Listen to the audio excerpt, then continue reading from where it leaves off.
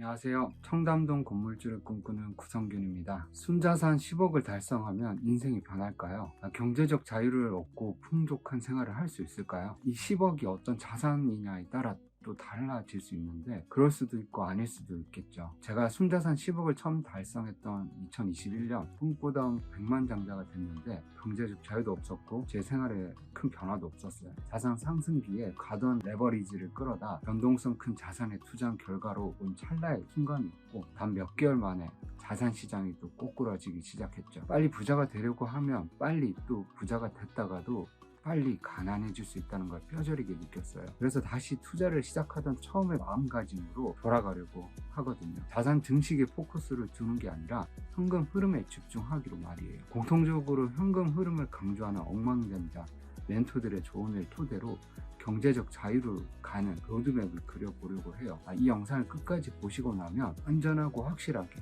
경제적 자유를 얻는 로드맵을 알게 되실 거예요. 우선 자산에 대한 개념부터 다시 잡아야 하는데 부자 아빠 가난한 아빠에서 로버트 키요사키는 우리의 지갑에 돈을 넣어주는 것이 자산이고 우리의 지갑에서 돈을 빼가는 것이 부채라고 했는데요. 이 개념으로 자산과 부채를 보자면 자산에는 월세가 나오는 수익형 부동산이 있고 부채에는 유지비가 발생하는 차가 있겠죠. 이렇게 자산과 부채를 구별하다 보면 경제적 자유를 얻기 위해 사야 할 것과 사지 말아야 할 것들이 정리가 되거든요. 저는 이 개념으로 진짜 부자와 가짜 부자도 나눌 수 있다고 보는데 좋은 집에 살면서 좋은 차 타고 다니는 사람 진짜가 부자가 아닌 가짜 부자일 수도 있을 것 같아요. 내가 더 이상 일하지 않으면 내 집을 팔지 않는 이상 기존의 생활 수준을 유지할 수 없거나 몇 년 안에 돈이 바닥 난다는 말이죠. 물론 차는 없어도 누구나 살 집은 필요하고 남의 집에 살면서 월세 내는 대신 내 집에 살면서 월세도 아끼고 집값 상승에 따른 자산 증식도 할 수 있지 않냐라고 하실 거예요.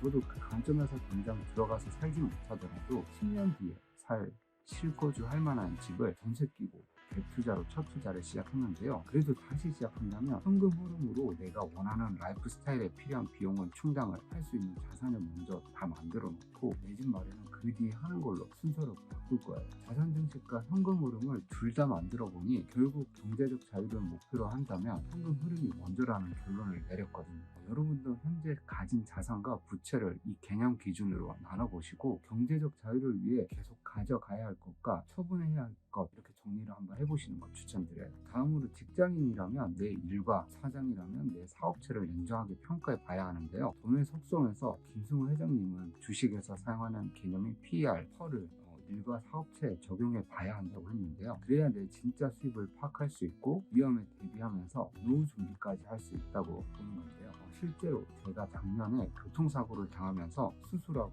재활까지 하면서 반년 정도 경제활동을 할 수가 없었어요. 낮은 확률이지만 이런 일을 누구나 또 겪을 수가 있고 그 상황에서 PER이 확보되어 있는 사람과 없는 사람이 직면하는 위험에 대한 대처 가능성이 달라질 수밖에 없겠죠. 퍼의 개념을 실제로 적용해보면 같은 1억을 본다고 하더라도 화공 강사는 0, 식당 사장은 3에서 5, 일반 판권 수입 없는 작곡가는 10으로 이들의 이 퍼가 다 다르다는 건데요. 대표적으로 스포츠 선수나 연예인들이 수입은 높지만 퍼가 0인 직업이기 때문에 건물을 사서 월세를 받으면서 PER을 자산으로 확보하는 거죠. 이런 고소득자들보다 못 버는 직장인이라면 더더욱 PER을 확보하는 게 필요하겠죠. 퍼를 확보하는 방법이 꼭 자산을 통한 현금 흐름 창출만 있는 건 아니고 자신의 일이나 사업을 사람을 고용해서 시스템을 만드는 그런 자동화, 기업화하는 방법도 있겠죠. 또 전자책이나 VOD, 이모티콘을 제작해서 판매하는 것도 돈이 들지 않지만 재능과 시간을 투입해서 PER을 만들 수 있는 또 다른 방법이 되겠죠.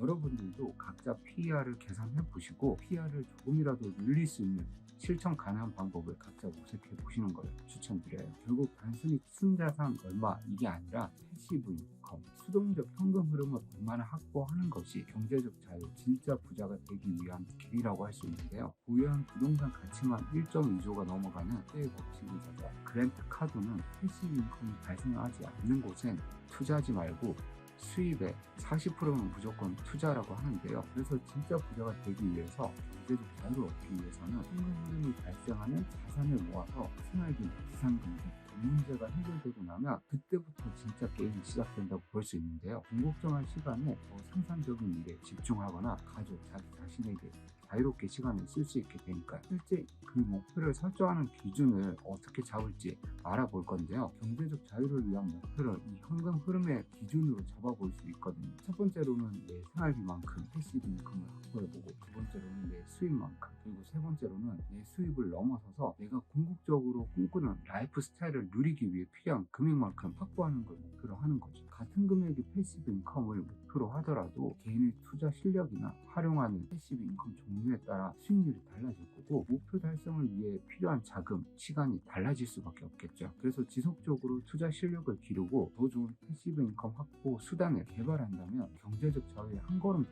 다가갈 수 있는 거죠. 예를 들어 원하는 생활에 필요한 금액이 똑같이 월 1,000만 원인 두 사람이 있더라도 안정적인 패시브 인컴을 확보할 수 있는 수익률이 5%인 사람과 15%인 사람이 각자 필요로 하는 투자금은 24억과 8억으로 달라질 수밖에 없거든요. 여러분도 패시브 인컴 단계별 목표 금액을 세워보시고 지금 내 상황에서 어느 시점에 달성할 수 있을지, 더 앞당기려면 어떤 게 또 필요할지 한번 생각해 보셨으면 좋겠네요. 여기까지 영상을 보신 분들은 경제적 자유로 가는 자산, PER, 패시브 인컴 개념에 대해 깨닫고 각자 상황에 맞는 목표도 세울 수 있으실 거예요. 이제 남은 건 실행이겠죠. 포기하지 않는다면 누구나 이룰 수 있는 목표이고, 저도 포기하지 않고 목표를 달성해 나갈 거니까 같이 화이팅 하시죠. 앞으로도 경제적 자유를 얻을 수 있는 진짜 부자가 되는 방법들에 대한 콘텐츠를 계속 업로드 할 테니까 많은 관심 부탁드릴게요. 좋은 하루 되세요.